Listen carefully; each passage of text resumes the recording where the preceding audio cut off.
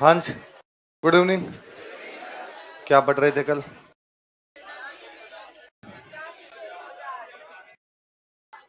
अच्छा ठीक है, कहाँ तक पढ़ लिए थे लास्ट? पुराना सुनाओगे थोड़ा? अर्जुन लाल सेठी कहाँ के रहने वाले थे? कहाँ से ग्रेजुएशन किया? सौमुखी कौन से सामंत के सचिव? कौन से राजा प्रधानमंत्री बनाना चाहते? तब उन्होंने क्या कहा था? मथुरा के कौन से स्कूल में पढ़ाते थे? उसके बाद में जैन शिक्षा प्रचारक समिति कब बनाई? वर्धमान विद्यालय कब बनाया? कहाँ पे बनाया गया? किसकी पाठशाला थी? कौन से बम कांड में नाम आया? कौन से हत्याकांड में गिरफ्तार हुए? कौन सी जेल भेज दिए गए? जेल में क्या की थी? बाहर आगे गांधी जी का कौन सा आंदोलन? कांग्रेस के अध्यक्ष कहाँ बने? जयपुर में किसको रखते हैं अपने पास? जब पॉलिटिक्स छोड़ दी मनाने के लिए कौन आए? कहाँ पे आए? ये अजमेर के दरगाह में क्या करते थे? और मरने के बाद इनको दो किताबें कौन कौन सी लिखी? स्त्री मुक्ति और शूद्र मुक्ति। तीन नाटक कौन कौन से लिखे? मदन पराजय और पार्श्व यज्ञ। निमेज हत्याकांड में मोतीचंद को और विष्णुदत्त को, जोरावर सिंह और जयचंद, और शिव नारायण और माणिकचंद सरकारी गवाह। केसरी सिंह बारट कहाँ जन्म हुआ था? कौन कौन सी रियासतों में काम किया? मेवाड़ में उनके कहने पे कौन आए? कौन से महाराणा को रोका था? कौन से दरबार में जाने से? दिल्ली दरबार किसने लगाया था? कितने दोहे लिख के भेजे थे? इन दोहों को क्या कहा जाता है? कोटा में किस पद पे काम किया था? Superintendent of ethnography. कोटा में कौन से हत्याकांड में नाम आया? कौन सी जेल भेज दिए गए? वहां से आने के बाद गांधी जी के पास कहां चले गए? कौन कौन सी किताबें लिखी थी? प्रताप चरित्र, राज सिंह चरित्र, दुर्गादास चरित्र, रूठी रानी चरित्र, श्यामलदास जी की जीवनी, बुद्ध चरित्र का अनुवाद और मेजनी की जीवनी का अनुवाद। अंग्रेजी की जगह क्या पढ़ो?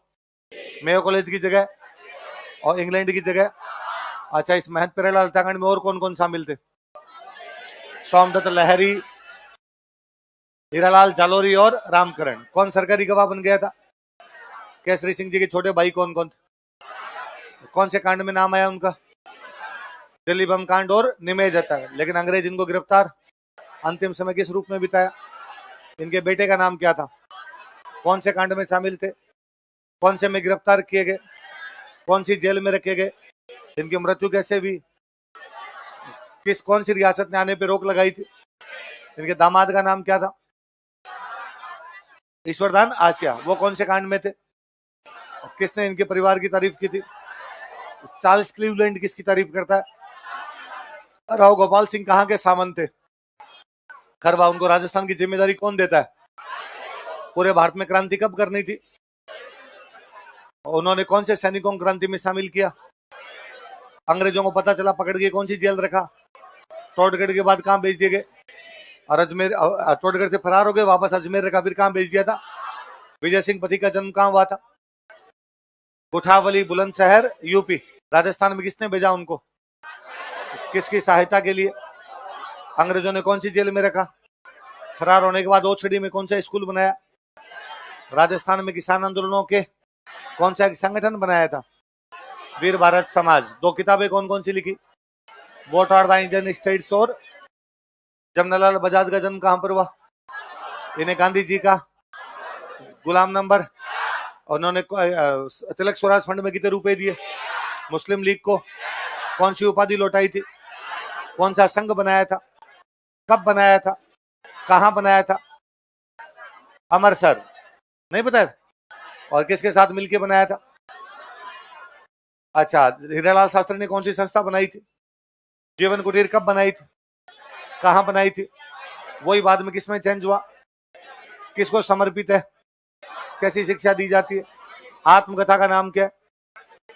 गीत कौन सा लिखा था? प्रलय प्रतीक्षा, नमो नमो नाम का गीत लिखा था। उसके बाद हम पढ़ रहे थे आपके बाल मुकुंद बिस्सा। जन्म कहां पर हुआ था? कहां कहां पे खादी भंडार स्थापित किए? कैसे मृत्यु हुई थी? भूख हड़ताल कौन सी जेल में? इन्हें क्या कहा जाता है? राजस्थान का जतिंदा। सागरमल गोपा कहां के थे? किसका विरोध किया था? कौन कौन सी रियासतों ने रोक लगाई थी? कौन कौन सी किताबें लिखी थी? रघुनाथ सिंह का मुकदमा। इनकी हत्या कैसे की गई?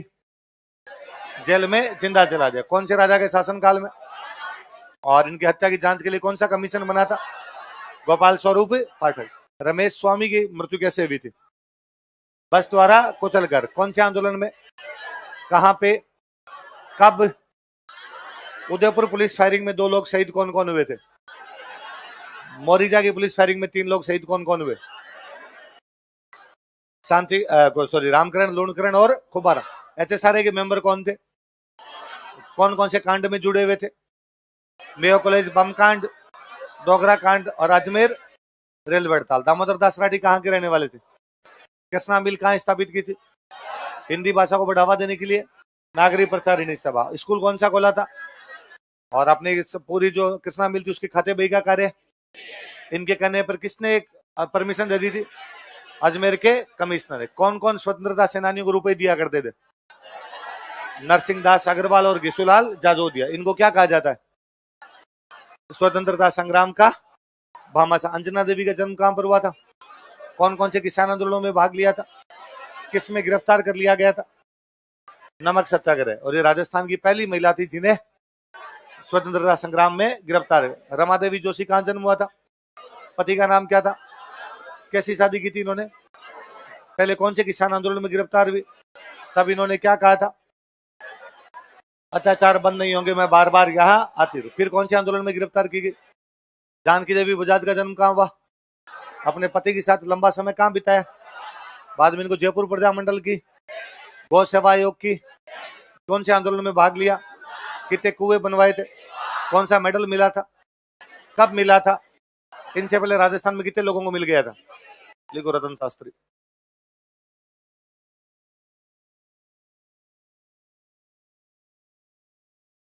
हाँ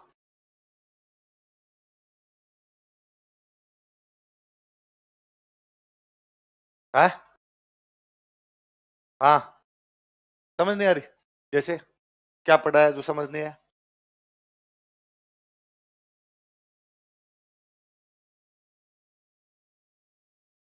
क्या नहीं समझ में? क्या पढ़ाया था आज? पहले पढ़ाया और रिविजन कराया, नया कुछ ही नहीं पढ़ा। फिर तो क्या नहीं समझा? हाँ थोड़ा कंफ्यूजन था। जैसे किस बात को मुझे बताओ, देख कौन सी बात को लेकर कंफ्यूजन था? हाँ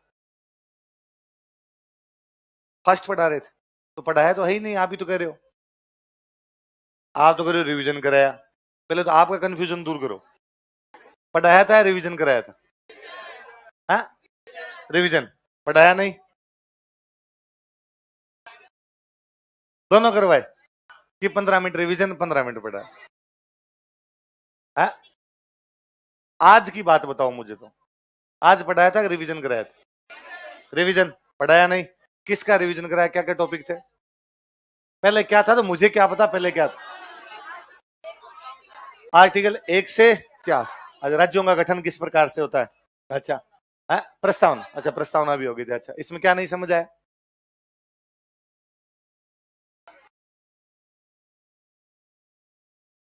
हाँ उनकी भाषा टफ थी। चलो एक एक ये बात है कि भाई भाषा थोड़ी अजीब सी लगी होगी। अच्छा ठीक है, जैसे कैसे? ज्यादा शुद्ध हिंदी टाइप का वैसे? हाँ हाँ वो गुड्डी बता रही है। हाँ तो खड़ी होकर बता। जैसे तो मैं यही तो पूछ रहा हूँ, कंफ्यूजन कहाँ हुआ? ऑप्शन गलत हो गए।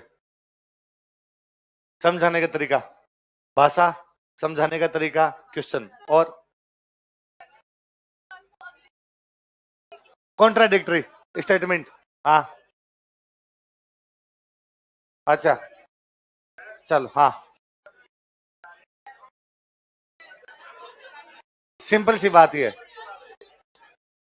हाँ हाँ हाँ समझ में नहीं आया? चलो ठीक। सर समझ में नहीं आता, कंफ्यूजन अरे रहता। हाँ समझ में नहीं आता, कंफ्यूजन रहता। ठीक बैठ जाओ। और सर वो नई क्लास लगा दो, दूसरी क्लास लगा दो सर। ठीक दूसरे सब्जेक्ट की। ठीक विकास सर आने के बाद वो बढ़ा देंगे। ठीक, मैं पढ़ाऊंगा कल से पॉलिटिक्स। हाँ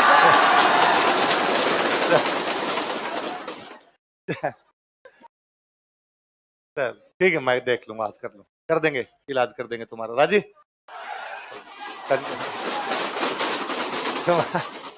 तुम्हारा कंफ्यूजन दूर करेंगे। चल, क्या पढ़, अब आगे पढ़ते लिखो। रतन शास्त्री। हाँ, मेरा ट्रांसफर होने वाला। तू कब बेचने लगी थी? इसको मैं आंखों देके नहीं सुआऊं। पहले कोई राजा खत्म हुए तो इसने एक दिन कहा कि अब नया बेच होगा शुरू, तू पैसे कमाने जाएगा वहां, हमने फीस जमा करा दिया, हमें तू नहीं पढ़ाएगा। मैं फिर आ गया, फिर थोड़े दिन बाद इसने वापस कहा कि अब पक्का चले जाओगे। मैं अगले दिन फिर आ गया, अब इसको फिर लगता है अब होगा आपका ट्रांसफर। तेरे को ऐसा क्यों लगता है कि इस बेच में आते मेरे चेहरे से यूं टपकता है, इसमें नहीं पढ़ाऊंगा? ये परेशान है मेरे से। चल, रतन शास्त्री लिखो। जन्म स्थान, मैं तो कोई कंफ्यूजन क्रिएट भी नहीं कर रहा कि मेरा वाला तो बापड़ा सब्जेक्ट ही सिंपल सा है, ये पैदावार, ये मर गया, इससे ज्यादा कुछ है। लेकिन जन्म स्थान खाचरौद, मध्य प्रदेश।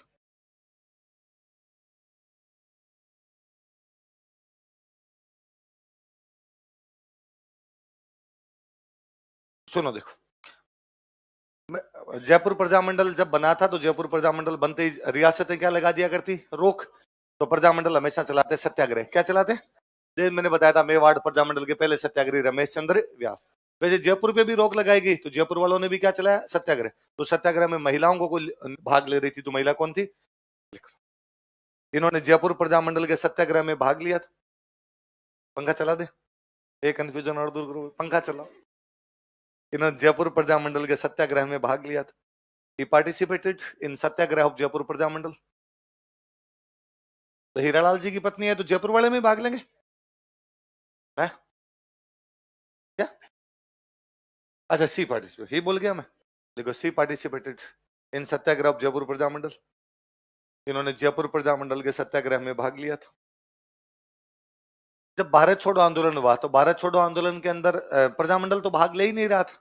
पर जब जेंटलमैन एग्रीमेंट हुआ था ना, तो जेंटलमैन एग्रीमेंट में हीरालाल जी एक बात कहते हैं वहां पे कि भाई इंडिया के बाहर का, सॉरी, ब्रिटिश इंडिया जो अंग्रेजों वाला भारत है, जिसके अंदर बिहार, बंगाल, उड़ीसा, पंजाब ये लोग आते थे, तो यहाँ पर हमारा कोई साथी होता है, वो अंग्रेजों के साथ मारपीट कर लेता है और वो भाग के इधर जयपुर आ जाता है। उसको लगता है जयपुर में अंग्रेजों का राज है नहीं, तो जयपुर में मुझे पकड़ेंगे नहीं, और हम उसको अपने पास रख लेते हैं।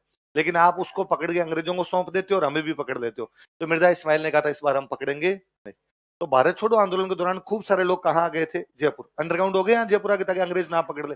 उन अंडरग्राउंड लोगों की और उनके परिवारों की कोई हेल्प कर रही थी महिला, तो वो कौन थी? देखो, भारत छोड़ो आंदोलन के दौरान, during quit India movement, Bharat छोड़ो आंदोलन के दौरान, during quit India movement, Bharat छोड़ो आंदोलन के दौरान, ड्यूरिंग क्विट इंडिया मूवमेंट, इन्होंने भूमिगत कार्यकर्ताओं तथा उनके परिवारों की सेवा की थी। She served underground workers and their families. इन्होंने भूमिगत कार्यकर्ताओं तथा उनके परिवारों की सेवा की थी।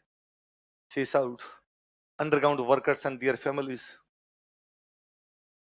इन्होंने भूमिगत कार्यकर्ताओं तथा उनके परिवारों की सेवा की थी। She served underground workers and their families.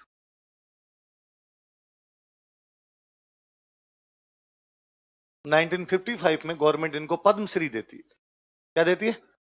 लिख लो, 1955 ईस्वी में, इन 1955 एडी, 1955 ईस्वी में, इन 1955 एडी, इन्हें पद्मश्री से सम्मानित किया गया था। She was awarded with Padmashri. इन्हें पद्मश्री से सम्मानित किया गया था। She was awarded with Padmashri. इन्हें पद्मश्री से सम्मानित किया गया था। She was awarded with Padmashri. Question में लिखो, राजस्थान की पहली महिला, first woman of Rajasthan. Rajasthan की पहली महिला जिनको पद्मश्री मिला था, कौन थी? Ratan Shastri, first woman of Rajasthan. फिर 75 में इनको दिया गया था पद्म भूषण। क्या दिया गया था? पद्म भूषण। लिखो 1975 ईस्वी में, इन 1975 एडी, इन्हें पद्म भूषण से सम्मानित किया गया था। She was awarded with Padma Bhushan. इन्हें पद्म भूषण से सम्मानित किया गया था। She was awarded with Padma Bhushan.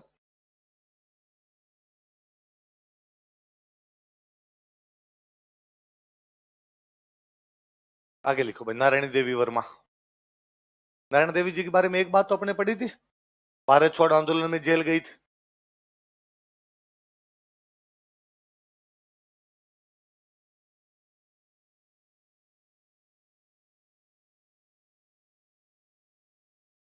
Nineteen 44 में भीलवाड़ा के अंदर महिला आश्रम की स्थापना करते हैं। किसकी स्थापना करते हैं? कहां पे? भीलवाड़ा। लिख लो 1944 ईस्वी में, इन 1944 एडी, 1944 ईस्वी में, इन 1944 एडी, भीलवाड़ा में महिला आश्रम की स्थापना की थी। शी फाउंडेड महिला आश्रम एट भीलवाड़ा। भीलवाड़ा में महिला आश्रम की स्थापना की थी। शी फाउंडेड महिला आश्रम एट भीलवाड़ा। भीलवाड़ा में महिला आश्रम की स्थापना की थी। शी फाउंडेड महिला आश्रम eight Bhilwara.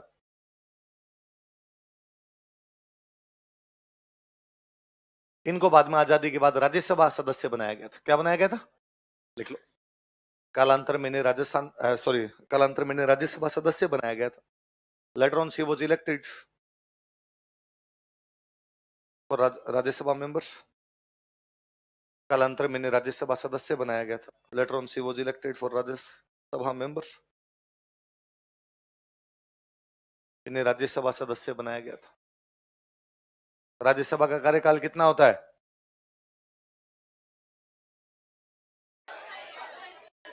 Rajya Sabha permanent house है। राज्यसभा का कोई कार्यकाल नहीं होता है, उसके सदस्यों का कार्यकाल होता है। उसके मेंबर 6 साल के लिए रहते हैं। कभी सुना कि राज्यसभा कार्यकाल खत्म हो गया? तो परमानेंट हाउस हमेशा ही चलता रहता है। ये 6 साल के लिए रही थी, वो 6 साल है 70 से 76। कब से कब तक रही थी? तो कोई पूछेगा भाई ये राज्यसभा की सदस्य कब से कब तक रही थी, तो कब से कब तक? 70 to 76। कौन? नारायण देवी वर्मा। अगले लिखो शांता त्रिवेदी।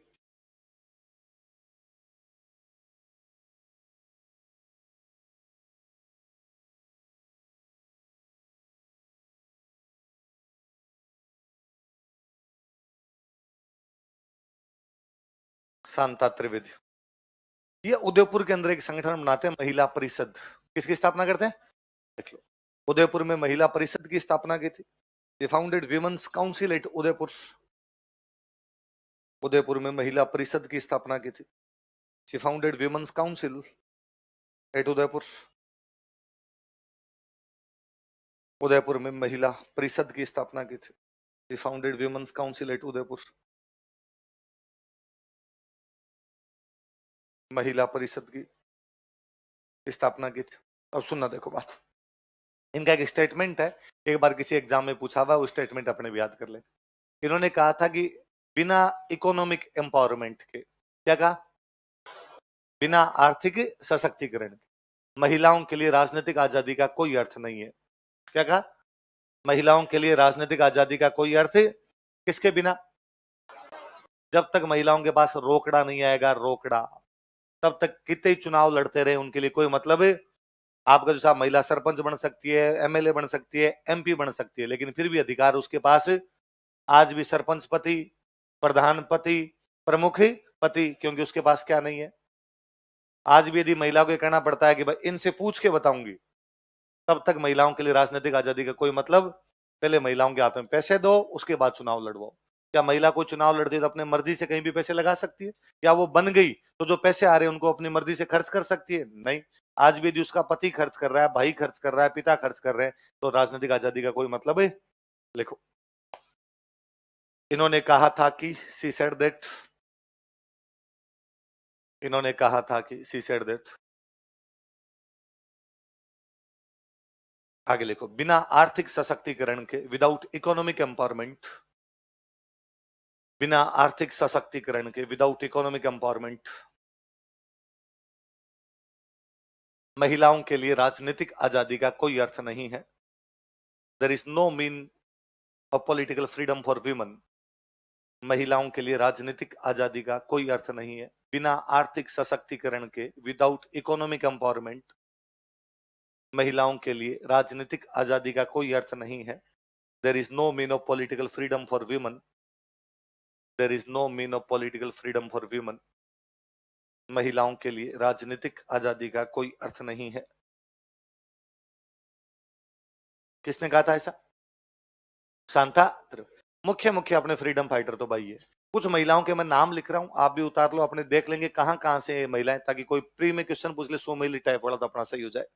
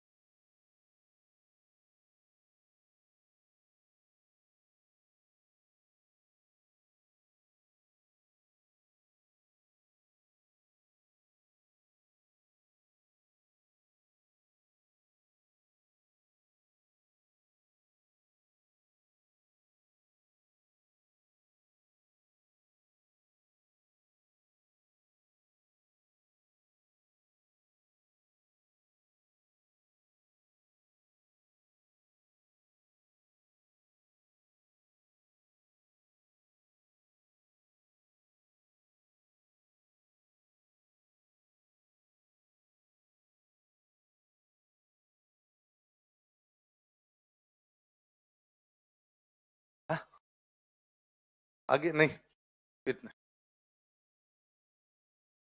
उतार लिए सारे नाम, देख लेंगे कहां कहां से जुड़ी हुई थी, तय याद रखना। पहला नाम क्या लिखा है? प्रकाशवती सिन्हा, लिख लो अजमेर। प्रकाशवती सिन्हा कहां से थी? अजमेर। अगले कौन है? कमला स्वाधीन, कोटा। कमला स्वाधीन, कोटा। आगे कौन है? दुर्गावती शर्मा, जयपुर। अगले कौन है? सरस्वती बोहरा, भरतपुर। बाकी सारे जोधपुर। सावित्री देवी भाटी, महिमा देवी किंकर, राजकौर, सिरे कंवर, ये सारी की सारी कहां से थी? जोधपुर। ये सावित्री देवी भाटी वाला क्वेश्चन 2013 के प्री में था। उन्होंने 3 महिलाएं देके मिलान करवाई थी, लक्ष्मी देवी आचार्य, भगवती देवी बिश्नोई और सावित्री देवी भाटी। लक्ष्मी देवी आचार्य कहां से थी? बीकानेर। सावित्री देवी भाटी कहां से? जोधपुर। और भगवती देवी बिश्नोई कहां से थी? मेवाड़। तो प्रकाशवती सिन्हा कहां से?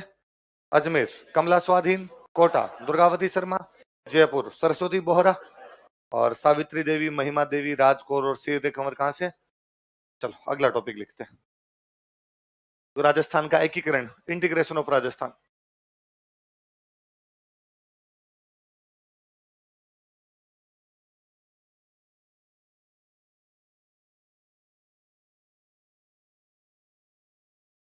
Integration of Rajasthan. राजस्थान का एकीकरण।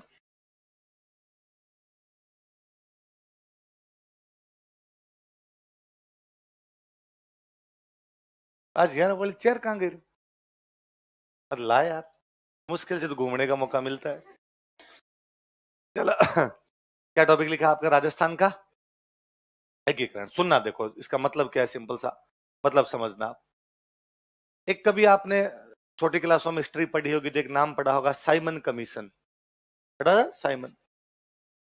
1927 में अंग्रेज एक कमीशन बनाते हैं, उस कमीशन का नाम था साइमन कमीशन। क्या नाम था? Simon commission. क्यों बनाया साइमन कमीशन? कि भारत में सुधार कैसे करने हैं। भारत में अंग्रेजों का राज था, तो अंग्रेज टाइम टू टाइम अपने यहाँ कमीशन बनाते कि भारत में क्या क्या रिफॉर्म करे। जैसे अंग्रेजों ने रिफॉर्म किए थे 1909 में, अंग्रेजों ने रिफॉर्म किए 1919 में। अब 10 साल बाद उनको रिफॉर्म करने थे 1929। तो 1929 के रिफॉर्म के लिए पहले कमीशन बनाया, भाई इंडिया जाओ और इंडिया जाके देख के आओ कि वहां लोग क्या चाहते हैं क्या नहीं चाहते। तो 1927 में कमीशन बनाया गया साइमन। क्या बनाया गया? साइमन कमीशन अपनी बाकी रिकमेंडेशन तो देता ही है, उसमें एक रिकमेंडेशन थी साइमन कमीशन की कि ब्रिटिश इंडिया और राजाओं वाले इंडिया को मिला दिया जाए। किसको मिला दिया जाए? ब्रिटिश इंडिया और राजाओं वाले इंडिया को मिला। अलग अलग थे, ब्रिटिश इंडिया अलग था, राजाओं का इंडिया अलग था। ब्रिटिश इंडिया में अंग्रेजों का राज था और राजाओं के इंडिया में राजाओं का राज था। राजाओं की अंग्रेजों के साथ क्या थी? संधियां। तो उनका मिला दो इसको। अंग्रेज गोलमेज सम्मेलन बुलाते हैं 30, 31, 32। वहां पे लोगों को बुला के पूछते हैं क्या करना है। ज्यादातर लोगों ने कहा कि ब्रिटिश इंडिया और प्रिंसली इंडिया क्या कर दिया जाए, मिला। उन ज्यादातर लोगों में कहने वालों में बीकानेर के राजा गंगा सिंह कौन है? वो गोलमेज सम्मेलन में गए हुए थे, हम पढ़ते हैं सेकंड गोलमेज सम्मेलन में। तो उन्होंने कहा भाई ब्रिटिश इंडिया राजा वाले इंडिया क्या कर दो, मिला दो। राजा भी कह रहे हैं मिला दो, अंग्रेज भी कह रहे हैं मिला दो। तो अंग्रेजों ने 1935 में एक्ट बनाया। आप संविधान यदि पढ़ रहे हैं तो आपने पढ़ा होगा 35 का अधिनियम। और 35 के अधिनियम में अंग्रेजों ने कहा कि ब्रिटिश इंडिया राजाओं के इंडिया को मिलाएंगे, ब्रिटिश इंडिया राजाओं के इंडिया को, और मिला के एक संघ बनाएंगे, अखिल भारतीय संघ। क्या बनाएंगे? All Indian federation. पर ब्रिटिश इंडिया को तो इस फेडरेशन में शामिल होना कंपलसरी है, ब्रिटिश इंडिया तो शामिल होगा, राजाओं की मर्जी है, हो तो शामिल हो जाना और नहीं हो तो शामिल मत हो। शुरुआत के अंदर राजाओं ने को ज्यादा इंटरेस्ट इसके अंदर दिखाया। उन्होंने कहा था 50% राजा आ जाएंगे तो अपने बनाएंगे इसको, लेकिन 50% आए नहीं, रीते में संघ बना नहीं। कोई इंटरेस्ट दिखाता उससे पहले शुरू हो गया second world war. Second world war शुरू हो गया तो मामला खटाई में पड़ गया, अखिल भारतीय संघ बना नहीं। बाकी अंग्रेजों ने प्रयास कब कर लिया था अखिल भारतीय संघ बनाने का? 1935। सेकंड वर्ल्ड वॉर खत्म होता है 1945। कब खत्म होता है? उससे पहले 1940 में अंग्रेजों ने कह दिया था कि हम भारत को आजाद करेंगे। भारत को क्या करेंगे?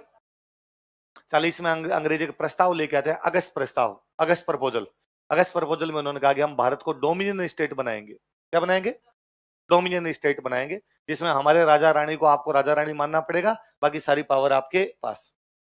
42 में अंग्रेजों का कमीशन आता है, क्रिप्स। कौन आता है? और क्रिप्स ने वापस कहा कि हम इंडिया को डोमिनियन देंगे। क्या देंगे इंडिया को? 45 में वर्ल्ड वॉर खत्म होता है, वर्ल्ड वॉर खत्म हुआ तो अंग्रेजों का लो भाई डोमिनियन पकड़ो। लेकिन अब जब डोमिनियन देने की बात आई तो दिक्कत ये आ गई कि मुस्लिम लीग ने कहा हमें तो भारत से अलग होना है और हमें तो हमारा एक अलग देश दो, पाकिस्तान। कौन सा दो? अब तक अंग्रेज कह रहे थे कि राजाओं के भारत और ब्रिटिश भारत को मिला के क्या बनाएंगे, एक। यहाँ तो ब्रिटिश भारत में दो करने पड़ रहे हैं।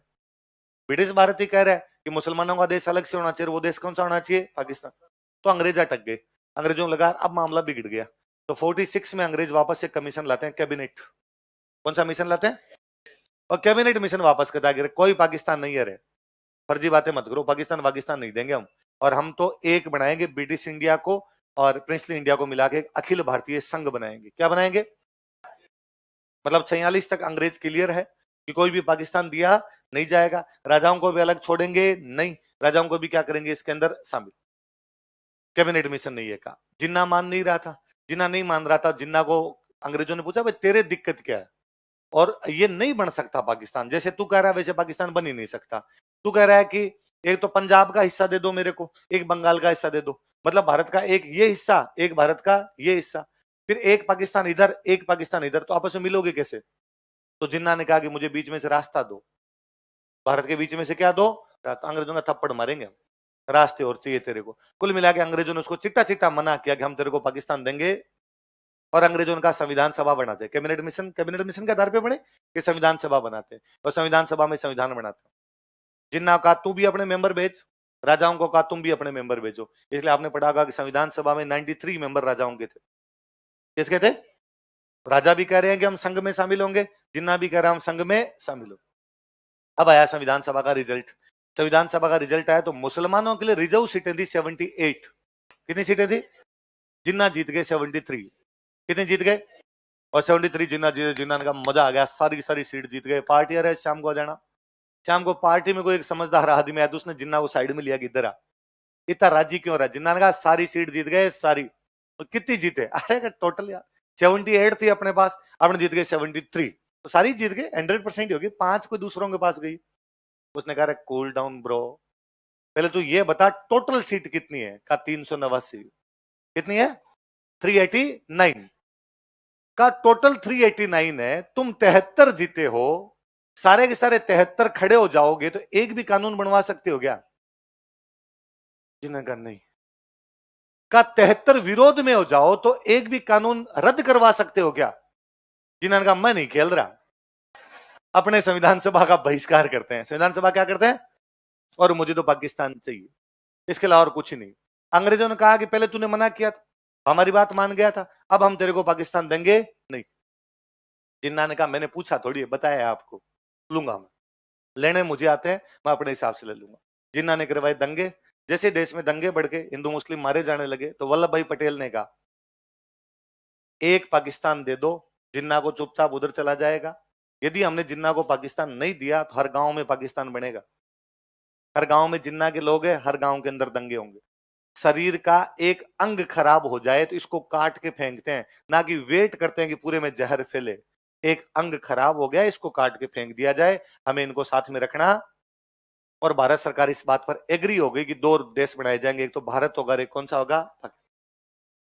जब तक ये था कि भारत ही होगा, कौन सा होगा? भारत। एक भारत होगा, राजाओं को इसके अंदर मिलना पड़ेगा। तो राजाओं के समझ में तो आ गई थी कि अपने को मिलना तो है। इधर कैबिनेट मिशन के बाद संविधान सभा के चुनावों की बात आने लग गई थी। तो अपने मेवाड़ के अंदर एक राजा है महाराणा भूपाल सिंह। कौन है? महाराणा भूपाल। महाराणा भूपाल सिंह जी ने अपने राजस्थान के राजा, इधर मध्य प्रदेश में एक जगह पड़ती है मालवा, कौन सी जगह? गुजरात में एक जगह पड़ती है सौराष्ट्र, कौन सी? राजस्थान, मालवा, सौराष्ट्र। इन लगभग इन तीनों जगह पे, राजस्थान, मालवा और सौराष्ट्र, ज्यादातर रियासतें राजपूत रियासतें थी। कौन सी थी? इसलिए मालवा, सौराष्ट्र और राजस्थान को मिला के राजपूताना बोलते थे। राजपूताना का मतलब राजस्थान नहीं है, राजपूताना का मतलब है आज का राजस्थान, मध्य प्रदेश का मालवा, गुजरात का सौराष्ट्र, इन पूरे को मिला के क्या बोलते? राजपूताना। भोपाल सिंह जी ने यहाँ के सारे राजाओं की उदयपुर में मीटिंग बुलाई 1946 में। कब बुलाई? 1946। सारे राजाओं की मीटिंग बुलाई और सारे राजाओं की मीटिंग बुला कहा कि देखो अपने को भारत में मिलना तो है, कानून यही कर रहा है मिलना है, अपने को मिलना भी चाहिए। एक तो अलग अलग मिलेंगे, मेवाड़ अलग मिलेगा, मारवाड़ अलग मिलेगा, टोंक अलग मिलेगा, मालवा की रियासतें अलग मिलेगी, मंदसौर अलग मिला, को नीमच अलग मिला, इधर सौराष्ट्र की रियासतें अलग मिली, जो जो रियासतें थी वो, जैसे मंदसौर नीमच नहीं थी पर मंदसौर है तो मंदसौर अलग मिली, इधर सौराष्ट्र की रियासतें अलग मिलेगी। ये तो अलग अलग मिलेंगे। तो भारत सरकार ज्यादा भाव देगी अपने को नहीं। अपने एक काम करते हैं, पहले बनाते हैं अपने एक यूनियन, सारे मिलके क्या बना लेते हैं और फिर कहते हैं अब सारे भारत में शामिल होंगे एक साथ, तो भारत को जैसा कहेंगे भारत को देना पड़ेगा। फिर अपने कह देंगे हमारे को ये सुविधा दो, ये सुविधा दो, ये सुविधा दो, भारत को देना पड़ जाएगा। अपने पहले यूनियन बनाते हैं, यूनियन मिला के बन जाएंगे उसके अंदर, और इस यूनियन का नाम होगा राजस्थान यूनियन। क्या नाम होगा? कहां कहां के राजाओं को मिला के?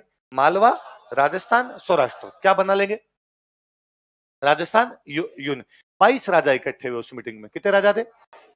राजाओं का साहब प्लान शानदार है, थू थू क्या प्लान बनाया आपने। पर सर एक बात बताओ, ये जो राजस्थान यूनियन बनेगी इसका हेड कौन होगा?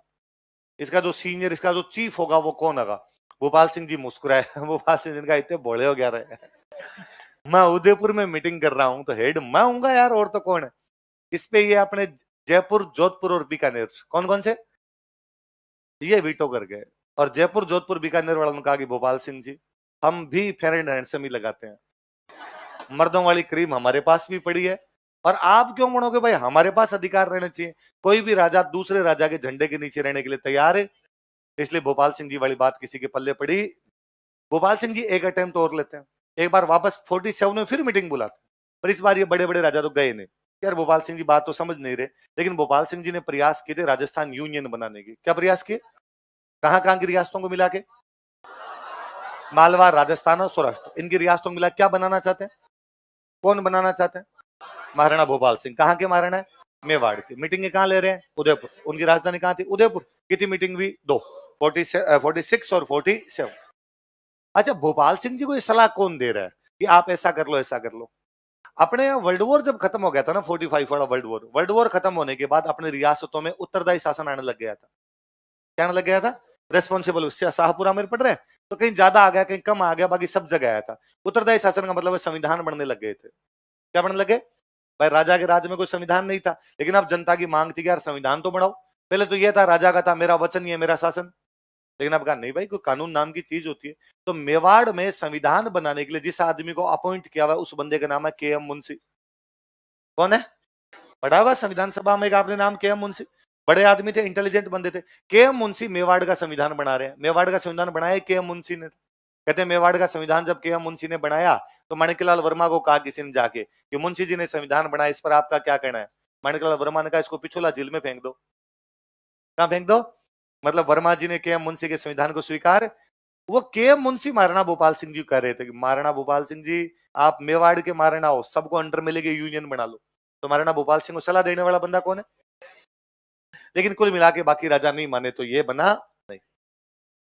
अब इधर क्लियर हो गया कि भारत और पाकिस्तान दो अलग अलग होंगे। 3 जून को माउंटबेटन लंदन के अंदर यह प्रस्ताव रख देता है कि भारत और पाकिस्तान 2 देश बनाने पड़ेंगे। कितने देश बनाने पड़ेंगे? 2। जब तक यह था कि भारत एक ही देश होगा तो राजा सारे किस में मिलेंगे? भारत। पर अब चॉइस है, आइदर इंडिया और पाकिस्तान, या भारत या पाकिस्तान। अब भारत वाले कुछ आगे स्टेप लेते, राजाओं से बात करते। भारत वालों के दिमाग में नहीं था ऐसा भी कुछ हो जाएगा। उससे पहले जिन्ना ने बात करनी शुरू कर दी। जिन्ना ने भोपाल के नवाब साहब को कहा कि पाकिस्तान चलो, हैदराबाद वालों को कहा पाकिस्तान चलो, जूनागढ़ वालों को कहा पाकिस्तान चलो, और जिन्ना सब राजाओं के पास जा करेंगे लो पाकिस्तान पाकिस्तान पाकिस्तान। तो अपने वाले नेताओं के दिमाग में आया कि जिन्ना सारी प्लॉट खरीद लेगा और अपने पास कोई प्लॉट बचेगा। इसलिए फटाफट भाई नेहरू जी की गवर्नमेंट बन गई थी 46। नेहरू जी प्रधानमंत्री कब बन गए थे? अंग्रेजों ने 45 के बाद शासन छोड़ दिया था, 46 में अपने को सौंप दिया था कि तुम जानो और तुम्हारा काम जाने। नेहरू जी 46 में प्रधानमंत्री बन गए। उसमें गृह मंत्री है सरदार वल्लभ भाई पटेल। गृह मंत्री कौन है? तो सरदार वल्लभ भाई पटेल को जिम्मेदारी दी गई कि अब राजाओं से तुम बात करो। इसलिए डिपार्टमेंट बनाया गया रियासती सचिवालय। क्या बनाया गया? सेक्रेटेरिएट बनाएगी। प्रिंसली स्टेट की सेक्रेटेरिएट है। बातचीत करने का काम तो करेंगे वल्लभ भाई पटेल, और यह सेक्रेटेरिएट बनाएगी 5 जुलाई को। कब बुलाएगी? 5 जुलाई को रियासती सचिवालय बना, और एक बंदे वल्लभ भाई पटेल तो उसके मंत्री या अध्यक्ष, एक सचिव बनाएंगे, उसके अंदर उनका नाम था वीपी मेनन। क्या नाम था? केरल कैडर के आईएएस हुआ करते वीपी मेनन। उनको कहा गया कि आप इसके क्या बन जाओ? सचिव। कहने का मतलब था कि वल्लभ भाई पटेल राजा से जाके बातचीत करेंगे, जैसे बातचीत डन होगी साइन ज्वाइन करवाने, कागज पूर्ति करवाने काम कौन करवा लेगा? सचिव। जैसे आप जब आरएस बन जाओगे तो आप किसी भी डिपार्टमेंट में किसी मंत्री के अधीन रहोगे, तो मंत्री जी हो जाएंगे डिपार्टमेंट के अध्यक्ष और आप डिपार्टमेंट के क्या हो जाओगे? सचिव। मंत्री जी तो कोई घोषणा करेंगे और कागज पूर्ति का काम कौन करोगे? आप। यही होगा। कार्यपालिका के 2 प्रकार होते हैं, एक स्थायी और एक अस्थायी। तो वल्लभ भाई पटेल को तो बना दिया अध्यक्ष, और वीपी मेनन को क्या बना दिया? अब वल्लभ भाई पटेल किसी राजा के पास गए, जैसे मान लो राजस्थान में जयपुर के राजा के पास आए, जयपुर राजा जी आओ यार इंडिया में शामिल हो जाओ आप। जयपुर राजा जी ने कहा होना तो है शामिल, इंडिया के अंदर ही शामिल होना है, तो लोग करो साइन। तो उनका यार साइन तो मैं कर ही नहीं सकता। कैसे? क्योंकि हमारी अंग्रेजों के साथ संधि है। किसके साथ संधि है? 1818 में अपने रियासतों ने अंग्रेजों के साथ संधियां की थी, और उन संधियों में लिखा हुआ था कि विदेशी मामले अंग्रेजों के पास। विदेशी मामले किसके? आंतरिक मामले राजा के, विदेशी मामले। विदेशी मामलों में क्या होता है? युद्ध और संधि। अब जयपुर को भारत से संधि करनी है, जयपुर को भारत में शामिल होना है, किससे पूछना पड़ेगा? तो जब बिना अंग्रेजों से पूछे तो हम कैसे कर सकते हैं? तो वल्लभ भाई पटेल ने अंग्रेजों का मरा दिया रे। एक तरफ तो तुम कहते हो कि बात कर लो राजाओं से, और दूसरी तरफ तुमने इनसे संधियां कर रखी। राजाओं ने कहा सॉरी सॉरी यार, दिमाग से निकल गया, अभी इंतजाम कर देते हैं। 18 जुलाई को अंग्रेज एक एक्ट पारित करते हैं, इंडियन इंडिपेंडेंस एक्ट। क्या पारित करते हैं? 5 जुलाई को डिपार्टमेंट बनता है, 18 जुलाई को अंग्रेजों ने कौन सा एक्ट पारित कर दिया? भारतीय स्वतंत्रता अधिनियम, इंडियन इंडिपेंडेंस एक्ट। एक एक्ट पारित किया, और एक्ट पारित, उस एक्ट में खूब सारी सेक्शन थे। उसका सेक्शन नंबर 8, धारा 8, कौन सा सेक्शन उसका? उस धारा 8 में अंग्रेजों ने लिखा राजाओं के साथ की गई सारी संधियां समाप्त की जाती। अंग्रेजों की राजाओं के साथ जो भी संधियां थी वो क्या की जाती है? अंग्रेजों ने राजाओं को बुलाकर भाई इधर आओ रे, आज के बाद तुम्हारा और हमारा आपस में कोई लेना देना। राजाओं का समझे नहीं इसका मतलब क्या। अंग्रेजों का इसका सिंपल सा मीनिंग है तलाक तलाक तलाक, तुम तुम्हारे और हम, इसका मतलब अंग्रेजों के साथ तो कोई लेना देना। अब वल्लभ भाई पटेल वापस आए, अब तो तुम्हारे पास पावर है तो साइन करो, तो अपने राजा उनका कर देंगे साइन। राजस्थान में सबसे पहले किसी राजा ने भारत में विलय के लिए साइन किए, वो राजा बीकानेर के राजा थे शार्दुल सिंह। कौन थे? 7 अगस्त को साइन करते हैं। कब साइन करते हैं? अच्छा, बीकानेर वालों ने सबसे पहले साइन क्यों कर दिए? चक्कर ये पड़ा कि कहा गया पंजाब के 2 टुकड़े होंगे, पाकिस्तान बनेगा, क्लियर हो गया, तो पंजाब के क्या होंगे? 2 टुकड़े। पंजाब का एक टुकड़ा जाएगा पाकिस्तान में, पंजाब का एक टुकड़ा जाएगा भारत के। पंजाब के जिस हिस्से से गंग नहर आती, गंग नहर बीकानेर के अंदर आती, गंग नहर कहां से आती? पंजाब। गंग नहर जहां से आती है उस जगह का नाम है फिरोजपुर। क्या नाम है? फिरोजपुर जा रहा पाकिस्तान में। फिरोजपुर कहां जा रहा? तो शार्दुल सिंह जो बीकानेर के राजा है वो गवर्नर जनरल माउंटबेटन से जाके मिले। गवर्नर जनरल कौन था? माउंटबेटन। विभाजन कौन कर रहा है? अंग्रेज। माउंटबेटन को जाकर माउंटबेटन यदि फिरोजपुर पाकिस्तान में चला गया तो बीकानेर को पाकिस्तान में जाना पड़ेगा, क्योंकि फिर पाकिस्तान पानी रोक देगा। पाकिस्तान का गंग नहर का पानी रोका जाता, या तो बीकानेर इधर साइन करो या हम पानी रोकते हैं। पानी रोक देंगे तो हम भूखे मर जाएंगे, और यदि प्यास बुझानी है तो हमें किसमें मिलना पड़ेगा? पाकिस्तान। तुमने मरा दिया यार। तो माउंटबेटन ने फेवर लिया और माउंटबेटन ने कहा चिंता मत करो, तुम भारत में साइन कर दो, मैं फिरोजपुर इधर ले लूंगा। इसलिए यदि फिरोजपुर अपनी साइड में है तो उसका एक ही कारण है कि बीकानेर साइन कर गया। तो बीकानेर के महाराजा शार्दुल सिंह ने साइन कर दिए 7 अगस्त को। कब कर दिए? सबसे लास्ट साइन करते हैं अपने धौलपुर के राजा थे उदयभान सिंह। क्या नाम थे? वो साइन करते हैं 14 अगस्त को। कब करते हैं? वसुंधरा जी के ससुर जी, वसुंधरा राजे सिंधिया के ससुर जी थे, उनका नाम था उदयभान सिंह। क्या नाम था? धौलपुर के अंतिम महाराजा थे वो, उन्होंने साइन किए 14 अगस्त को। 7 अगस्त को राजस्थान के राजाओं से साइन करवाने शुरू किए, 14 अगस्त को राजस्थान के सारे राजाओं ने क्या कर दिए? साइन। मतलब भारत में राजस्थान की रियासतों का विलय आजादी से पहले हो गया। देश आजाद हुआ है 15 अगस्त को, राजस्थान की रियासतों ने साइन कब कर दिए? 14 अगस्त। 7 से शुरू, 14 पे खत्म। बीकानेर से शुरू, धौलपुर पे खत्म। 36 में कौन कौन से प्रजामंडल बने? बीकानेर और धौलपुर। तो बीकानेर वालों ने साइन किए सबसे पहले और धौलपुर वालों ने साइन किए सबसे लास्ट। 7 दिन में पूरे राजस्थान का विलय। कितने दिन में हो गया? अब जब विलय कर दिया भाई सारी रियासत, विलय का मतलब है सब रियासतों ने साइन कर दिया, हम भारत में, हम भारत में, हम भारत में। तो अपनी रियासतों ने कहा कि भारत में हमारी पोजीशन क्या है, भारत में कैसे रहेंगे, क्या करोगे हमारा भारत के अंदर। तो जो वल्लभ भाई पटेल थे जिनका डिपार्टमेंट है रियासती सचिवालय, क्या है उनका, भाई सुन लो। अब भारत में अपने राजस्थान छोड़ो, राजस्थान में तो अपने 19 रियासतें थी। कितनी थी? पूरे भारत में तो ले दे की रियासतें थी 550। कितनी थी? तो बाकी सब कोई वल्लभ भाई पटेल ने कहा भाई सुन लो, वे रियासतें जिनकी जनसंख्या 10 लाख से ज्यादा है, जनसंख्या, इनकम 1 करोड़ से ज्यादा है। जनसंख्या कितनी? Population more than 10 lakh, income more than 1 crore. जनसंख्या 10 लाख से ज्यादा, इनकम 1 करोड़ से ज्यादा, उनको तो राज्य बना देंगे। तो भारत एक देश है, भारत में राज्य, जैसे मेवाड़ है, मेवाड़ की जनसंख्या 10 लाख से ज्यादा है, इनकम 1 करोड़ से ज्यादा है, मेवाड़ एक राज्य। जैसे पंजाब है, जैसे यूपी है, जैसे एमपी है, जैसे गुजरात है, वैसे राज्य क्या हो जाएगा? मेवाड़। जनसंख्या 10 लाख से ज्यादा, इनकम 1 करोड़ से ज्यादा, उनको तो क्या बनाएंगे? राज्य। बाकी जो भी है उनको हम हमारे हिसाब से टैकल कर लेंगे। कैसे, क्या टैकल कर लोगे? कि बाकी को हम ये कर सकते हैं कि कोई छोटा है जिसकी जनसंख्या 5 लाख है, इनकम उसकी मान लो 50 लाख है, 1 करोड़ नहीं है, तो उसको हम किसी दूसरे राज्य में मिला देंगे, जो पहले से हमारे पास राज्य इनके अंदर मिला देंगे। जैसे मान लो झालावाड़ है, झालावाड़ की जनसंख्या और इनकम कम है, तो हम मध्य प्रदेश में मिला देंगे। मध्य प्रदेश पहले से अंग्रेजों का टाइम का राज्य, झालावाड़ रियासत है, इधर मिला देंगे। जैसे जालोर है तो हम सिरोही है, सिरोही को हम गुजरात के अंदर मिला देंगे। जैसे आपका कोई गंगानगर है तो इसको हम पंजाब के अंदर मिला देंगे। जो छोटी रियासतें हैं उनका तो किसी ना किसी के अंदर विलय कर दिया जाएगा, बड़ी रियासतों को हम क्या बना देंगे? राज्य। या हम ऐसे भी कर सकते हैं कि छोटी छोटी रियासतों को मिला के राज्य बना देंगे। बड़ी रियासत अपने आप में राज्य है, छोटी रियासतों को मिला के क्या बना देंगे? राज्य। जैसे कोटा, बूंदी, झालावाड़ है, इनको मिला के राज्य बना देंगे हाड़ौती। जैसे डूंगरपुर, बांसवाड़ा, प्रतापगढ़ है, इनको मिला के राज्य बना देंगे वागड़। तो हम ऐसा भी कर सकते हैं। छोटी रियासतों का ट्रीटमेंट हमारे हिसाब से करेंगे, बड़ी रियासतों को आजादी है कि वो क्या बन सकती है? राज्य। जिनकी जनसंख्या कितनी है और इनकम कितनी है? ऐसी राजस्थान में 4 रियासत थी, मेवाड़, जयपुर, जोधपुर, बीकानेर। कितनी थी? कौन कौन सी? मेवाड़, जयपुर, जोधपुर। इसका मतलब मेवाड़, जयपुर, जोधपुर, बीकानेर, ये तो 4 क्या बन सकती है? राज्य। 19 में से 4 के पीछे कितनी बची? 15। 15 में भारत सरकार अपने हिसाब से डिसीजन ले ली। आई बात समझ में? ये एकीकरण की कुल मिला के मोटी मोटी सी थ्योरी है। कि जब एकीकरण अब हो रहा था, अपना विलय हो रहा था, तो विलय से पहले कौन से एक राजा यूनियन बनाने का प्रयास करते? गोपाल सिंह। कहां की रियासतों को मिला के? राजस्थान, मालवा, सौराष्ट्र। क्या बनाना चाहते हैं? राजस्थान यूनियन। कितने सम्मेलन किए? 2। कहां पे किए? उदयपुर। उनको ये सलाह कौन दे रहा है? के.एम. मुंशी। भारत सरकार अपना सचिवालय, रियासती सचिवालय कब बनाती है? 5 जुलाई। कब बनाती है? अंग्रेजों ने इंडियन इंडिपेंडेंस एक्ट कब पारित किया?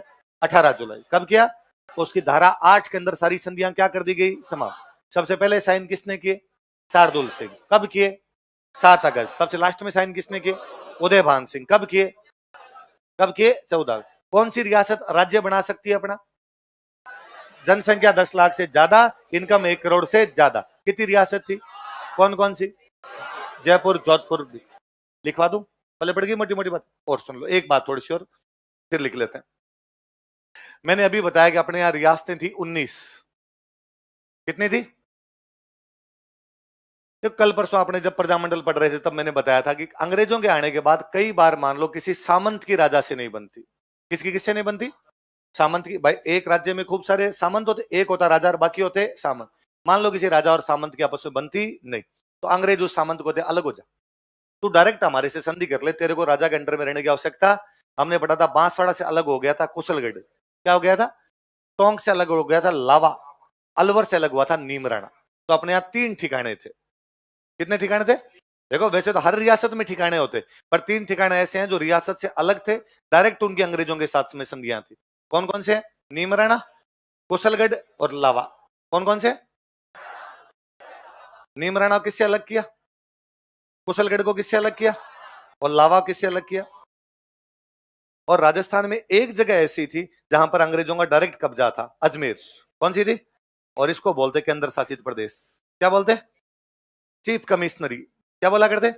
यहाँ चीफ कमिश्नर बैठता था, इसलिए क्या बोलते हैं इसको? Chief commissioner. कल देखो अपने पढ़ रहे थे, दामोदर दास राठी के कहने पर अजमेर के कमिश्नर ने, तो यहाँ चीफ कमिश्नर होता। क्या होता था? तो इसको चीफ कमिश्नर ही बोला करते। किसको? अजमेर मेरवाड़ा। किसको? तो 19 जगह ऐसी है जहां पे राजा बनते हैं। कौन? कितनी जगह ऐसी जहां पे क्या बनते हैं? 3 जगह ऐसी है जहां पे सामंत है पर अंग्रेजों के साथ डायरेक्ट संधियां हैं। कौन कौन सी? और एक जगह ऐसी है जहां डायरेक्ट अंग्रेजों का ही कब्जा है, वो जगह कौन सी है? चीफ कमिश्नरी। क्या बोलते हैं? तो 19 स्टेट है, 3 चीफ सीप है और एक चीफ कमिश्नरी है। 19, 3, 22 और एक 23। इन 23 आइटम को मिला के हमारा राजस्थान बना है। आज जिसको आप राजस्थान बोलते हो उसमें कितनी चीजें हैं? 23। लिखो थोड़ा सा, यहां से शुरू करते हैं। लिखो, आजादी के समय, at the time of independence. आजादी के समय, at the time of independence, Rajasthan में 19 रियासतें, 3 ठिकाने तथा 1 केंद्र शासित प्रदेश था। There were 19 princely states, 3 chiefships and 1 chief commissioner in Rajasthan. Rajasthan में 19 रियासतें, 3 ठिकाने तथा 1 केंद्र शासित प्रदेश था। राजस्थान में 19 रियासतें, 3 ठिकाने तथा 1 केंद्र शासित प्रदेश था। There were 19 princely states, 3 chiefships and 1 chief commissionery in Rajasthan. Rajasthan में 19 रियासतें, 3 ठिकाने तथा 1 केंद्र शासित प्रदेश था। There were 19 princely states, 3 chiefships and 1 chief commissioner in Rajasthan. अब 3 ठिकानों के नाम लिख लो, कौन कौन से? 3 चीफ सीप्स कौन कौन सी? नीमराणा, कुशलगढ़ और लावा। कौन कौन सी बताओ देखे? नीमराणा, कुशलगढ़ और लावा।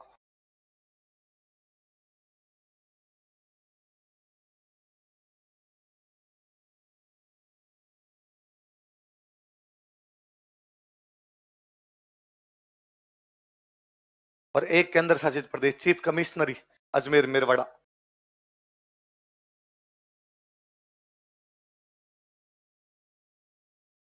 चीफ कमिश्नरी कौन सी है?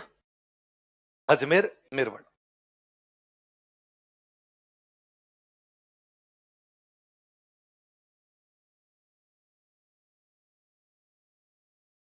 चलो आगे, उतार लिया इतना। लिखो, राजस्थान, मालवा तथा सौराष्ट्र की रियासतों को मिलाकर, by merger of princely states of Rajasthan, Malwa and Saurashtra, Rajasthan, Malwa तथा सौराष्ट्र की रियासतों को मिलाकर, by merger of princely states of Rajasthan, Malwa and Saurashtra, Rajasthan, Malwa तथा सौराष्ट्र की रियासतों को मिलाकर by merger of princely states of Rajasthan, Malwa and Saurashtra. Malwa Madhya Pradesh में, सौराष्ट्र गुजरात में। राजस्थान, मालवा तथा सौराष्ट्र की रियासतों को मिलाकर मेवाड़ महाराणा भूपाल सिंह, मेवाड़ महाराणा भूपाल सिंह,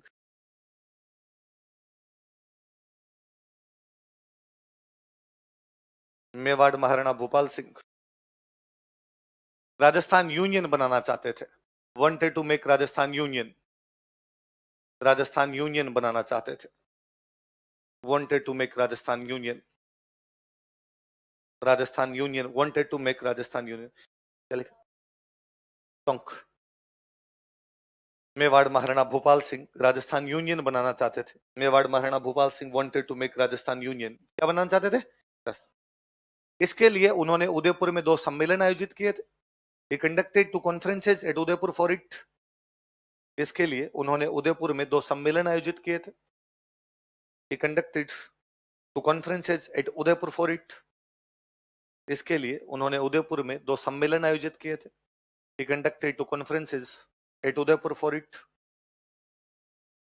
इसके लिए उन्होंने उदयपुर में 2 सम्मेलन आयोजित किए थे। He conducted 2 conferences at Udaipur for it।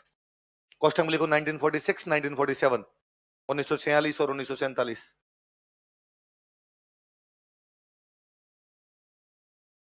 1946 और 1947। और उनको सलाह देने वाले बंदे कौन है? लिख लो। के एम मुंशी महाराणा भूपाल सिंह के संवैधानिक सलाहकार थे। K M Munshi was constitutional adviser of Maharana Bhupal Singh. K M Munshi Maharana Bhupal Singh के संवैधानिक सलाहकार थे। K M Munshi was constitutional adviser of Maharana Bhupal Singh. K M Munshi Maharana Bhupal Singh के संवैधानिक सलाहकार थे। K M Munshi was constitutional adviser of Maharana Bhupal Singh. Maharana Bhupal Singh के क्या थे? संवैधानिक सलाहकार। रियासती सचिवालय कब बनाया जाता है? लिख लो। 5 जुलाई 1947 ईस्वी को, ऑन 5 जुलाई 1947 एडी।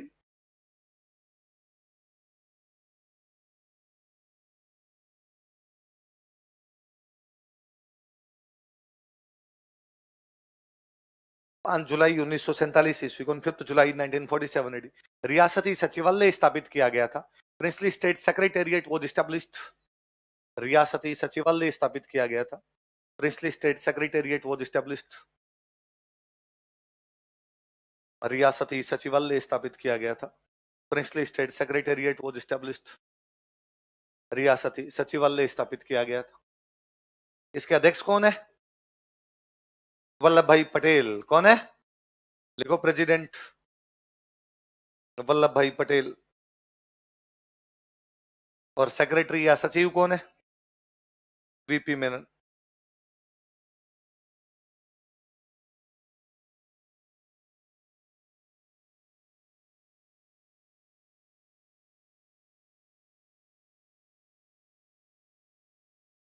अध्यक्ष प्रेसिडेंट कौन? वेंकट। एक्चुअली याद नहीं, देख लेना। वीपी मेनन नहीं पढ़ा है। केरल कैडर के आईएएस हुआ करते। तो अध्यक्ष कौन बनाएंगे बताओ? देखे, वल्लभ भाई पटेल। सचिव सेक्रेटरी कौन बनाएंगे? कौन से विभाग के? रियासती सचिव। अंग्रेजों ने भारतीय स्वतंत्रता अधिनियम पारित किया 18 जुलाई को। कब पारित किया? लिखो। 18 जुलाई 1947 ईस्वी को, और 18 जुलाई 1947 एडी। 18 जुलाई 1947 ईस्वी को, और 18 जुलाई 1947 एडी भारतीय स्वतंत्रता अधिनियम पारित किया गया। Indian independence act was passed. भारतीय स्वतंत्रता अधिनियम पारित किया गया। Indian independence act was passed. भारतीय स्वतंत्रता अधिनियम पारित किया गया। Indian independence act was passed.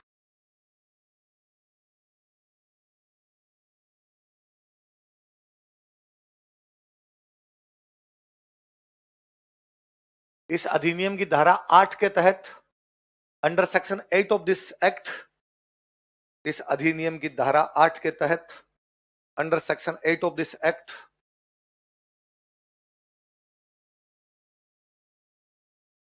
रियासतों के साथ की गई अंग्रेजी संधियां समाप्त कर दी गई। British treaties with princely states were abolished, रियासतों के साथ की गई अंग्रेजी संधियां समाप्त कर दी गई। British treaties with princely states were abolished, रियासतों के साथ की गई अंग्रेजी संधियां समाप्त कर दी गई। British treaties with princely states were abolished, रियासतों के साथ की गई अंग्रेजी संधियां समाप्त कर दी गई। अब आप अंदर विलय कर सकते हो। और विभाग ने अपने रियासत सचिवालय ने कहा कि वे रियासतें राज्य बना देंगे जिनकी जनसंख्या कितनी है 10 लाख, इनकम कितनी है लिखो। रियासती सचिवालय के अनुसार according to princely state secretariat, रियासती सचिवालय के अनुसार according to princely state secretariat, वे रियासतें दोज प्रिंसली स्टेट्स, वे रियासतें दोज प्रिंसली स्टेट्स जिनकी जनसंख्या 10 लाख से अधिक हो, which has population of more than 10 lakh, जिनकी जनसंख्या 10 लाख से अधिक हो, which has population of more than 10 lakh, तथा आय 1 करोड़ से अधिक हो, and income of more than 1 crore, तो धीरे ही बोल रहा हूं तो लिख, एक लाइन 5 बार बोलता हूं, जिनकी जनसंख्या 10 लाख से अधिक तथा आय 1 करोड़ से अधिक हो, which has population of more than 10 lakh and income of more than 1 crore, जिनकी जनसंख्या 10 लाख से अधिक तथा आय 1 करोड़ से अधिक हो, अपना स्वतंत्र अस्तित्व रख सकती है, कैन रिमेन इंडिपेंडेंट, अपना स्वतंत्र अस्तित्व रख सकती है, कैन रिमेन इंडिपेंडेंट मतलब राज्य बन सकती है वो, कैन रिमेन इंडिपेंडेंट, अपना स्वतंत्र अस्तित्व रख सकती है, कैन रिमेन इंडिपेंडेंट, अपना स्वतंत्र अस्तित्व रख सकती है। लाइन चेंज करके लिखो। राजस्थान में ऐसी 4 रियासतें थी। There were 4 princely state in Rajasthan, there were such 4 princely states in Rajasthan, ये लिखो, there were such 4 princely states in Rajasthan, Rajasthan में ऐसी 4 रियासतें थी। There were such 4 princely states in Rajasthan, लिखो मेवाड़, जयपुर, जोधपुर, बीकानेर। कौन कौन सी है बताओ देखिए, मेवाड़, जयपुर, जोधपुर, बीकानेर।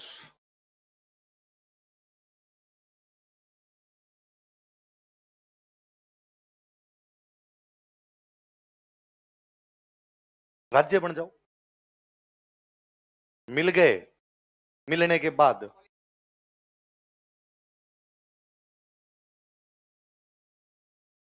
या ये रियासती विभाग की घोषणा जो हो, इसका मतलब केवल इतना है कि आप मिल गए, अब मिलने के बाद में जिनकी जनसंख्या 10 लाख से अधिक है, इनकम 1 करोड़ से अधिक है, उनको क्या बना देंगे हम राज्य, बाकी किसी को राज्य बनाएंगे नहीं, बाकी का किसी ना किसी में मर्ज कर देंगे, तुम अलग रह सकते हो। भाई कारण था, जिसे मेवाड़ का ये कहना था कि भाई हम 734 में बापा रावल स्टैब्लिश कर दी थी मेवाड़ की रियासत, 1947 चल रहा है, 1200 साल हो गए स्टेट को बने हुए, कितने साल हो गए, उनका एक अलग झंडा है, उनका अलग सिक्का है, उनकी अलग कल्चर है, उनकी अलग हिस्ट्री है।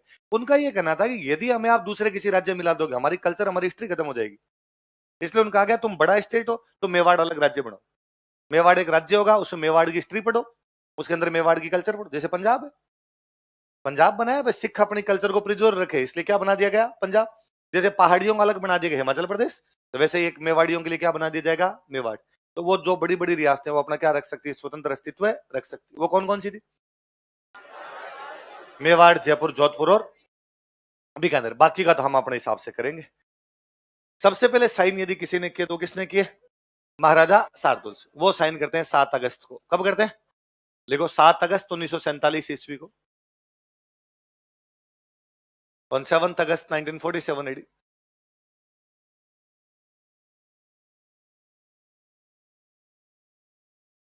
सात अगस्त 1947 ईस्वी को, on 7th August 1947 AD, Bikaner Maharaja Shardul Singh ने विलय पत्र पर हस्ताक्षर किए। Bikaner Maharaja Shardul Singh signed on covenant letter.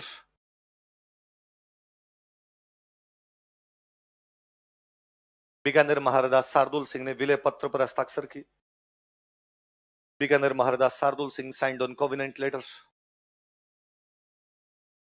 Bikaner Maharaja Shardul Singh ने विलय पत्र पर हस्ताक्षर किए।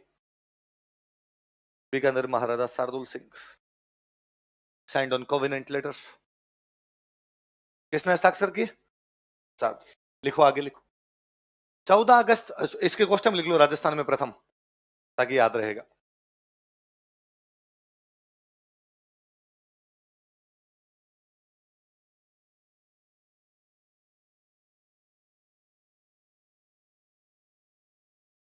देखो, 14 अगस्त 1947 ईस्वी को, on 14 अगस्त 1947 एडी, 14 अगस्त 1947 ईस्वी को, on 14 अगस्त 1947 एडी, धौलपुर महाराजा उदयभान सिंह ने, धौलपुर महाराजा उदयभान सिंह, धौलपुर महाराजा उदयभान सिंह ने, धौलपुर महाराजा उदयभान सिंह, उदयभान सिंह ने विलय पत्र पर हस्ताक्षर किए। Signed on covenant letter. विलय पत्र पर हस्ताक्षर किए। Signed on covenant letter. विलय पत्र पर हस्ताक्षर किए। लिख लो, राजस्थान में अंतिम, लास्ट इन राजस्थान। अच्छा, बीकानेर वालों ने सबसे पहले साइन क्यों कर दिए? मैंने बताया था, गंगनेर वाला लोचा अड़ रहा था उनके। धौलपुर वाले लास्ट में क्यों करके गए? भोपाल के नवाब साहब हुआ करते हमीदुल्ला खान। भोपाल के नवाब कौन थे? सैफ अली खान के पड़नाना।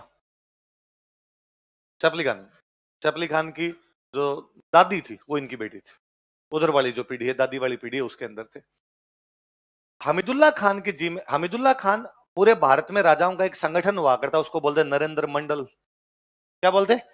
पूरे भारत के राजाओं की एक पार्टी हुआ करती, उस पार्टी का नाम क्या था? नरेंद्र मंडल। आजादी के टाइम नरेंद्र मंडल के जो अध्यक्ष है वो कौन है? हमीदुल्ला खान। कहां के नवाब है? भोपाल। कहां के नवाब है? हमीदुल्ला खान की इच्छा है कि मैं पाकिस्तान जाऊंगा। कहां जाऊंगा?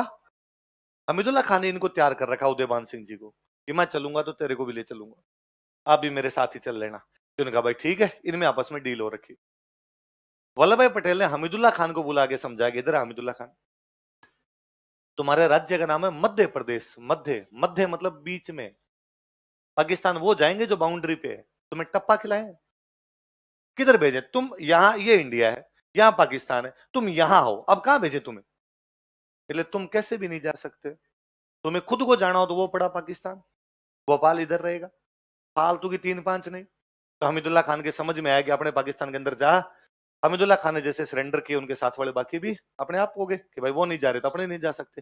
तो धौलपुर वाले हमीदुल्ला खान के चक्कर में थोड़े दिन जरूर रुके, पर आजादी से पहले अपने वालों ने साइन कर दिए। तो 14 अगस्त को किसने साइन कर दिए? उदयभान सिंह। किसने कर दिए? तब मुझे हमेशा इस बात पे प्राउड फील होता है कि राजस्थान ने देश की आजादी से पहले अपना विलय कर दिया था। हम हैदराबाद, जूनागढ़ या कश्मीर नहीं थे जिन्होंने भारत को कहा हो कि तुम में शामिल नहीं होंगे। भारत आजाद बाद में हुआ था, हम शामिल पहले हुए थे। और हम सब ने कहा कि हम सारे किस में शामिल होंगे? भारत के अंदर शामिल होंगे। अपने बांसवाड़ा के एक राजा थे, उनका नाम था महारावल चंद्रवीर सिंह। क्या नाम था? महारावल की तो उपाधि लगा करती थी, चंद्रवीर नाम था। तो क्या नाम था उनका? महारावल चंद्रवीर सिंह। कहां के राजा? इन्होंने जरूर जब साइन किए थे तब इन्होंने कहा था, फील ऐसा आ रहा है जैसे मैं डेथ वारंट पे साइन कर रहा हूं। किस पे साइन कर रहा हूं? कि आप मेरे सामने एक कागज लाओ और उस कागज पे लिखा हुआ है कि मैं मर चुका हूं, और मैं खुद कर रहा हूं, हाँ मर गया, अभी अभी मरा हूं। अच्छा, स्वाभाविक बात है कि जब तक भारत में विलय नहीं किया गया था, बांसवाड़ा एक अलग देश था। उस बांसवाड़ा नाम के देश की इंग्लैंड नाम के देश के साथ संधि थी, डायरेक्ट अंग्रेजों के साथ संधि है। बांसवाड़ा का अलग सिक्का है, बांसवाड़ा का अलग झंडा है, बांसवाड़ा की अलग सेना है, बांसवाड़ा का अलग राज्य है, बांसवाड़ा का अलग भूभाग है। और जैसे ही उसने विलय पत्र में साइन किए, क्या बांसवाड़ा अलग संधि कर सकता है? अब बांसवाड़ा कह सकता है अमेरिका से अलग से रिलेशन बनाएंगे हम? क्या बांसवाड़ा अलग सिक्के चला सकता है? क्या बांसवाड़ा की सेना हो सकती है? नहीं, बांसवाड़ा मर गया। ये जो विलय पत्र है इसमें बांसवाड़ा की मौत है, बांसवाड़ा का डेथ वारंट है। तो उसने कहा कि मैं किस पे साइन कर रहा हूं? अपने। और अगले का कितना ही छोटा सा हो, अपना तो अपना ही होता है। मैं कहता हूं श्रीलंका छोटा सा है, इतना छोटा है कि हमारे मैप के साथ श्रीलंका का मैप फ्री आता है। अपने आज श्रीलंका को जाकर देगी, श्रीलंका वैसे भी तू भूख मरने की स्थिति में आ रखा है, हमारे में विलय कर दे, क्या श्रीलंका तैयार हो जाएगा? हम नेपाल भूटान को कह देंगे यार तुम तो हमारे मैप के अंदर हो। नेपाल भूटान तो अपने अंदर है, तो यार बाहर रह के क्या करोगे? विलय कर दो। पर नेपाल भूटान भी आज तो तैयार है, बट टेढ़ा है पर मेरा है। हालांकि नेपाल उस समय राजी था। उस समय नेपाल ने जवाहरलाल नेहरू जी को कहा था कि हमें आप मिला लो, अलग कहाँ रहेंगे हम। त्रिभुवन देव नेपाल के राजा हुआ करते, उन्होंने कहा था हमें राज्य बना दो। पर तब हमने कहा कि नहीं भाई, हम तो खुद ही अंग्रेजों की गुलामी से आजाद हुए हैं, हम किसी दूसरे देश पर कब्जा नहीं। तब उन्होंने वापस कहा कब्जा थोड़ी है, साथ साथ है यार अपने, क्या दिक्कत है, हम खुद ही आप में शामिल होना चाहिए। नेहरू जी ने कहा क्या दिक्कत है, तो आप अलग रहो, तो हम भाई हैं, आपके बड़े भाई हैं, हमेशा आपका ध्यान रखेंगे, इसके लिए शामिल होने की आवश्यकता। त्रिभुवन देव ने वापस कहा कि बी प्रैक्टिकल नेहरू जी, हम लैंडलॉक कंट्री है। कैसी कंट्री है? लैंडलॉक, ऐसी कंट्री जिसके चारों तरफ पानी नहीं है। हम जमीन से घिरे हुए, इसलिए हमारे पास बंदरगाह नहीं है। क्या नहीं है? सामान कहां मंगवाएंगे? देश बना के बैठ जाएंगे, नेपाल आयात निर्यात कैसे होगा हमारा? नेहरू जी का चिंता मत करो, हम आपको बंदरगाह देते हैं कलकत्ता। आपको अमेजन पे जो भी ऑर्डर करना हो उसका एड्रेस कहां का लिख देना, कलकत्ता। आज भी नेपाल का सारा सामान कलकत्ता और विशाखापट्टनम बंदरगाह पे आता है।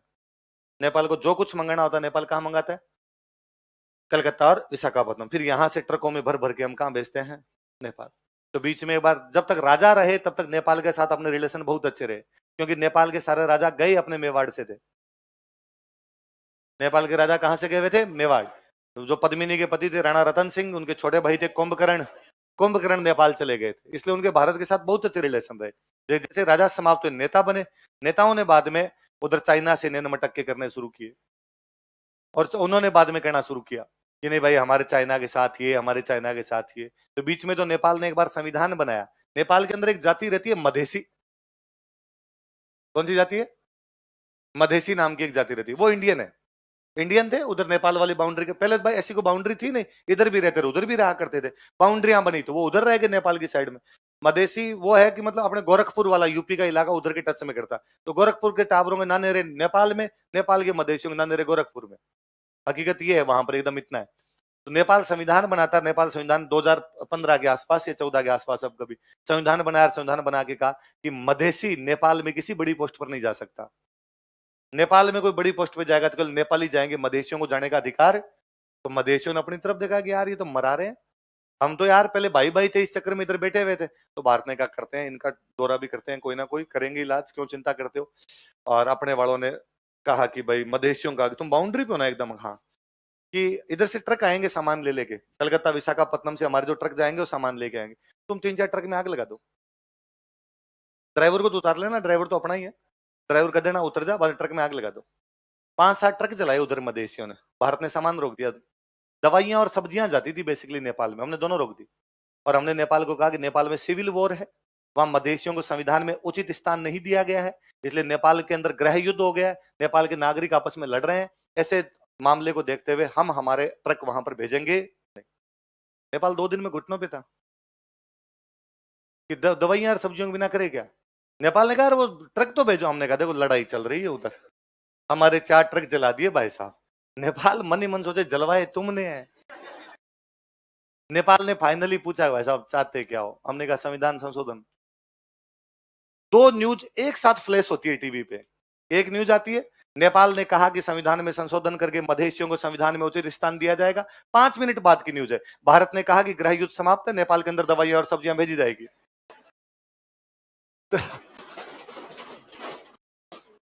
तो नेपाल ये तो बापड़े तैयार ही बैठे थे उस टाइम में, पर अगले छोटे छोटे राज्य आज तो किसी में आने के लिए तैयार है नहीं हो, टेढ़ा है पर मेरा है। सेम बांसवाड़ा में था, बांसवाड़ा के राजा ने कहा कि मैं किस पे साइन कर रहा हूं, अपने डेथ वारंट लिखो।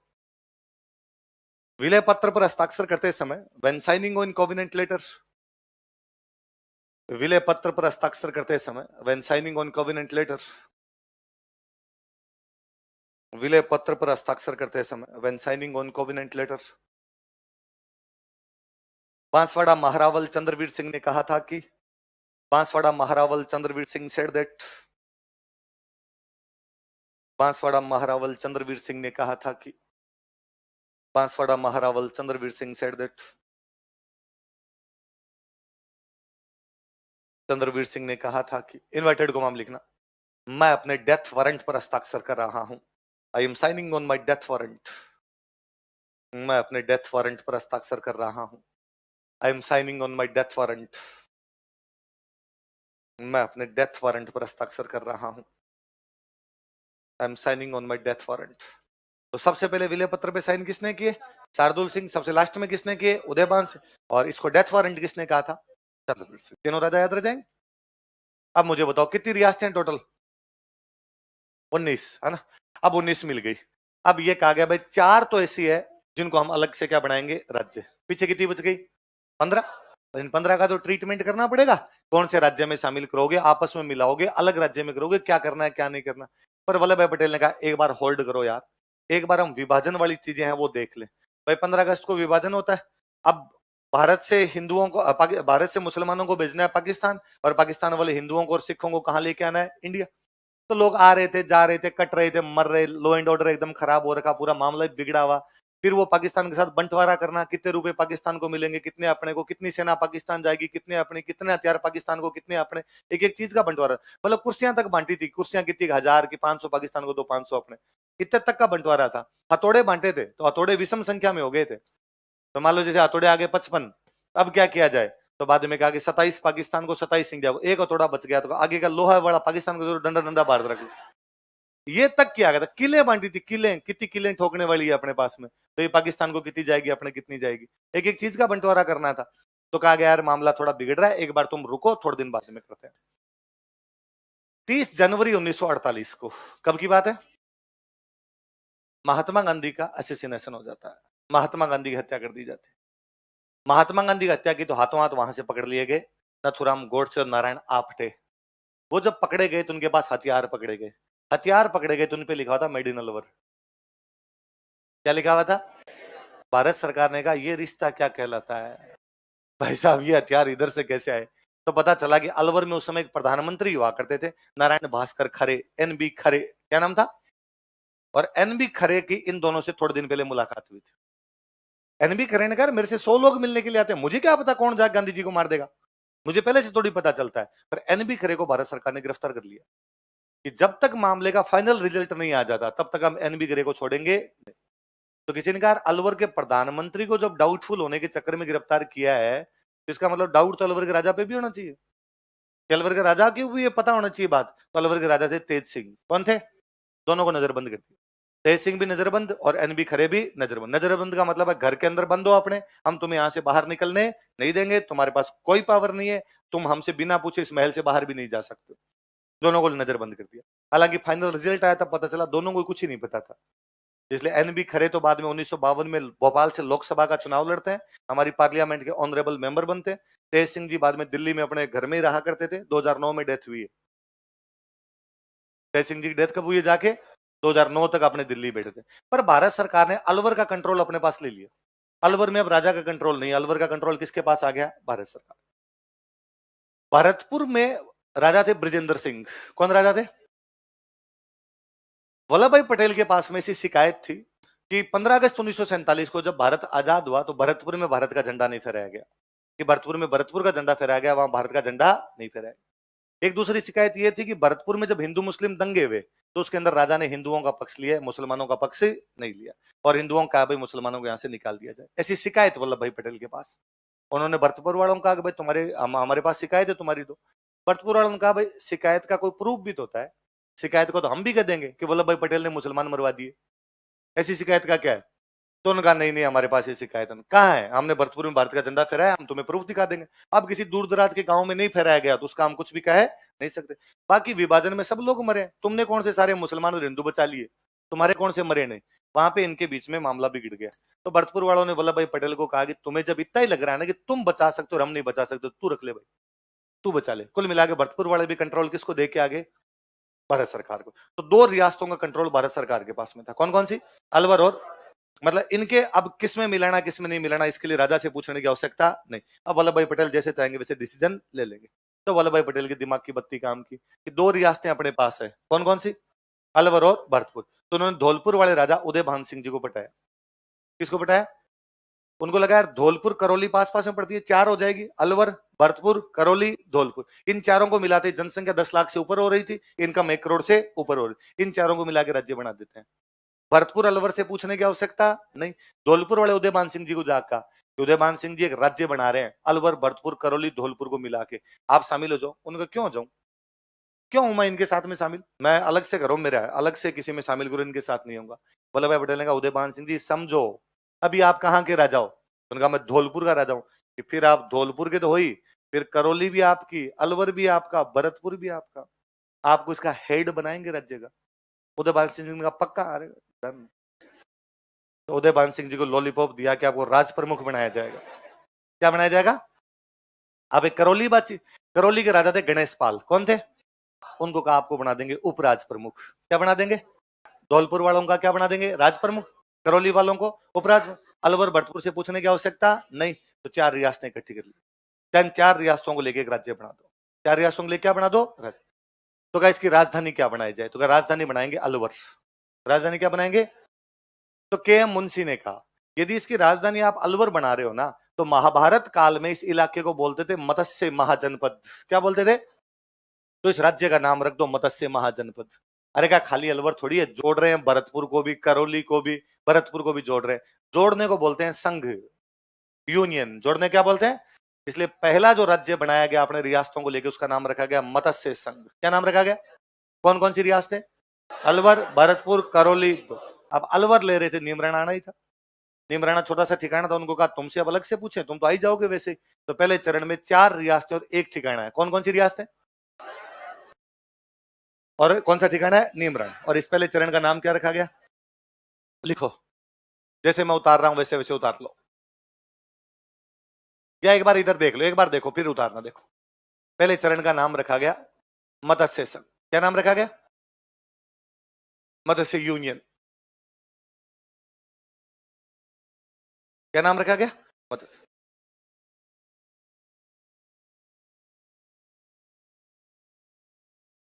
धौलपुर वालों को बनाना है राज प्रमुख, करौली वालों को बनाना है, 2 तो वैसे लिए, 2 उनके पास पहले से पड़े हैं, अलवर और बर। ठिकाने वालों से ज्यादा पूछने की आवश्यकता नहीं। ठिकाना कौन सा हो गया? धौलपुर के राजा जी कौन है? उदयभान सिंह जी। कौन है? उदयभान सिंह। उदयभान सिंह जी को कहा गया कि आपको क्या बना देते हैं? राज प्रमुख। पहले अपने राज्यपाल नहीं बनते थे, अपने यहाँ क्या बनते थे? इंग्लिश में भी राज प्रमुख ही लिखना। करौली में थे गणेश पाल। कौन थे? गणेश पाल जी को कहा आपको बना देते हैं डिप्टी, डिप्टी राज प्रमुख, उपराज प्रमुख। अलवर वालों को कहा कि आपको बना देते हैं राजधानी। क्या बना देते हैं? वही भरतपुर वालों ने कहा फिर हमें भी दो, कि ये जो राज्य बनेगा इसका आपके करेंगे उद्घाटन। क्या करेंगे? तो इस राज्य का उद्घाटन कहां किया जाएगा? भरतपुर। कहा भाई कब करोगे? भी डेट बता दो। कि 18 मार्च को करेंगे। कब करेंगे? 1948 आ गया तब तक। कौन करके जाएगा? तो भारत सरकार के एक बड़े मंत्री थे जिनका नाम था एनवी गाडगिल। क्या नाम था? नरहरि विष्णु गाडगिल। क्या नाम था? नरहरि विष्णु गाडगिल। तो कहा भाई गाडगिल जी बड़े मंत्री है, ऊर्जा मंत्री भी वही थे, लेबर मिनिस्ट्री भी उन्हीं के पास थी, माइनिंग मिनिस्ट्री उन्हीं के पास थी, कैसा आप जाके उद्घाटन कर दो। तो पहले चरण का नाम क्या था? कौन कौन सी रियासतें? धौलपुर, करौली, अलवर, भरत। धौलपुर के राजा जी कौन है? क्या बनाएंगे? करौली के राजा जी कौन है? क्या बनाएंगे? अलवर क्या बनाएगी? भरतपुर में क्या करेंगे? इनोग्रेशन कब होगा? इनोग्रेशन करके कौन जाएगा? एनवी गाडगिल भारत सरकार के बड़े मंत्री है, वो क्या करके जाएंगे? इसका उद्घाटन। पहले बड़ी बात ऐसे उतार लोगे, अलग अलग लाइनें लिखो, 2-2 ना हो, वो तो पढ़ो।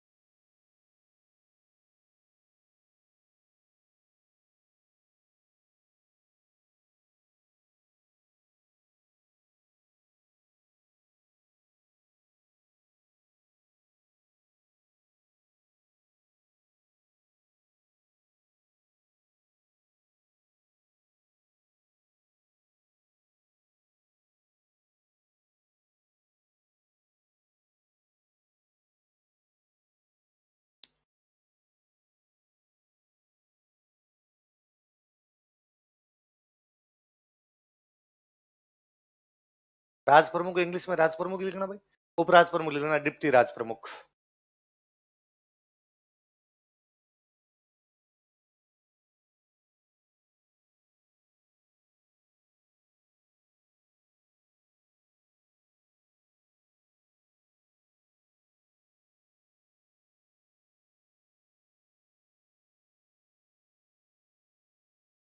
इनोग्रेशन कब किया गया? 18 मार्च को। इनोग्रेशन किसने किया? एनवी गाडगिल। कहां पे किया? भरतपुर। इस राज्य की राजधानी क्या बनाएगी? अलवर। चलो आगे। हाँ, इसीलिए यूनिवर्सिटी का नाम भी तुम्हारे क्या है? मत्स्य यूनिवर्सिटी, क्योंकि ये मत्स्य संगीता, मत्स्य महाजनपद लगता था पहले। अब मैं आगे बताऊं इसके। अच्छा, अब क्या होता है, एक राज्य में एक तो होता है राज्यपाल, एक होता है मुख्यमंत्री। एक होता है राज्यपाल, एक क्या होता है? मुख्य। पहले राज्यपाल को तो बोलते हैं राज्य प्रमुख, मुख्यमंत्री को बोलते प्रधानमंत्री। शुरुआत में मुख्यमंत्री नहीं बोलते थे, राज्यों में भी क्या बोलते? प्रधानमंत्री। तो कहा भाई इसका प्रधानमंत्री कौन? अब ये जो राज प्रमुख और उपराज प्रमुख बनेंगे, ये तो बनेंगे राजा, और जो प्रधानमंत्री ये बनेंगे जनता। तो राजा और जनता दोनों कॉम्बिनेशन हो जाएगा, तो लिखो प्रधानमंत्री। Prime minister Shobharam Kumawat.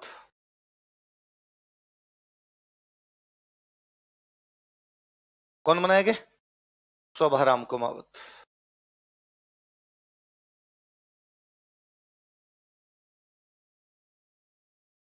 क्या बनाएंगे शोभाराम कुमावत? जब शोभाराम कुमावत प्रधानमंत्री बनाएगा, तो एक बंदे ने कहा कि भाई साहब सुनो, भारत के प्रधानमंत्री बने जवाहरलाल नेहरू, और राजस्थान का नेहरू मैं, बोले मुझे बनाओ इधर प्रधानमंत्री। जुगल किशोर चतुर अरेगा सर ऐसे मत करो। प्रधानमंत्री तो कौन बनेंगे? शोभाराम जी। आपको बना देते हैं उप प्रधानमंत्री, तो डिप्टी पीएम कौन बनाएंगे? जुगल किशोर चतुर्वेदी।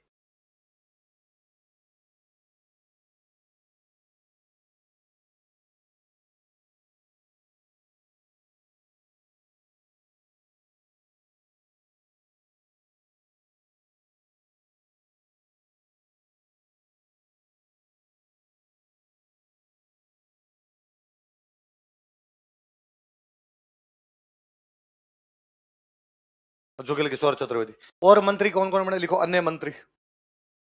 अन्य मंत्री बताओ। देखिए, अलवर भरतपुर प्रजामंडल के अध्यक्ष कौन थे?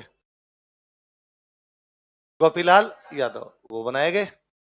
करौली प्रजामंडल में त्रिलोक चंद माथुर के अलावा दो नाम और लिखे थे, बताओ क्या क्या थे?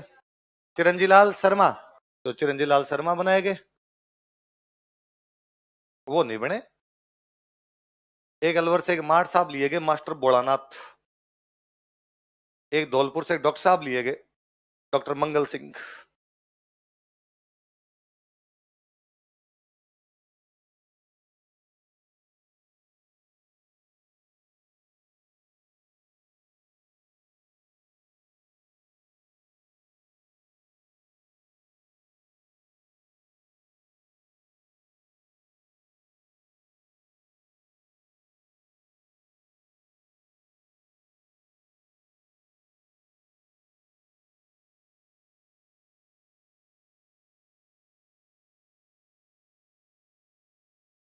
बताओ देख, मंत्री कौन कौन है? गोपीलाल यादव, चिरंजी लाल शर्मा, मास्टर भोलानाथ, और डॉक्टर। प्रधानमंत्री कौन थे? शोभाराम कुमार। उप प्रधानमंत्री बाकी मंत्री देख लो। भरतपुर से कौन ले लिए? गोपीलाल यादव। करौली से कौन ले लिए? अलवर से कौन लिए? मास्टर भोलानाथ। धौलपुर से कौन ले लिए? तो सब रियासतों से नहीं लिखना कौन सी रियासत से था, क्यों दिमाग में मेरे याद है तो इसलिए मैं बोल जाता हूँ, बाकी नहीं लिखने अपने। अब ये जो मत्स्य संघ बन रहा था, इसकी जनसंख्या हो रही थी 18 लाख। जनसंख्या कितनी थी? कितनी होनी चाहिए? ज्यादा हो रही है। इनकम हो रही थी 1 करोड़ 84 लाख। कितनी हो रही थी? होनी कितनी चाहिए? शर्तें फुलफिल हो रही है, देख लो। जनसंख्या पॉपुलेशन 18 लाख है। हाँ, पॉपुलेशन 18 लाख, 18 लाख। पॉपुलेशन कितनी है? 18 लाख। लिख लो। आय इनकम 1 करोड़ 84 लाख, 1 करोड़ 84 लाख। 1 करोड़ 84 लाख,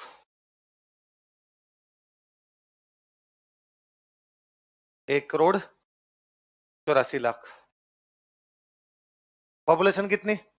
18 लाख। इनकम कितनी? 1,84,00,000। दो रियासतों पे भारत सरकार ने पहले कंट्रोल कर लिया था, कौन कौन सी? अलवर और भरतपुर। देख लो, अलवर तथा भरतपुर रियासतों पर भारत सरकार ने पहले ही नियंत्रण कर लिया था। गवर्नमेंट ऑफ इंडिया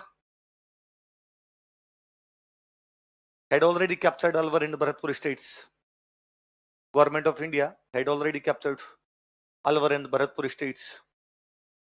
अलवर तथा भरतपुर रियासतों पर भारत सरकार ने पहले ही नियंत्रण स्थापित कर लिया था। Government of India had already captured Alwar and Bharatpur states. Alwar तथा भरतपुर रियासतों पर भारत सरकार ने पहले ही नियंत्रण कर लिया था या पहले ही अधिकार कर लिया था। तो कौन से दो स्टेट में भारत सरकार का कंट्रोल था? अलवर और भरतपुर। तो इसलिए इनसे ज्यादा पूछने की आवश्यकता नहीं। इसलिए कभी कोई आपसे इंटरव्यू में पूछे कि राजस्थान का एकीकरण इसी साइड से क्यों शुरू किया, ईस्टर्न राजस्थान से क्यों किया? क्योंकि यहाँ दो कंट्रोल में थी, तो केवल दो कोई मना नहीं था, चार चार का मिला के वो राज्य बना रहे थे। इजीली प्रोसेस जहां से हो सकता था उन्होंने शुरू कर लिया अपना। अच्छा, ये नाम के एम मुंशी दिया था। मत्स्य संघ वाला नामकरण करने वाले बंदे कौन है? लिख लो। के एम मुंशी ने मत्स्य संघ का नामकरण किया था। K M Munshi, Matsya union was named by K M Munshi. K M Munshi ने मत्स्य संघ का नामकरण किया था। मत्स्य union was named by K M Munshi. K M Munshi ने मत्स्य संघ का नामकरण किया था।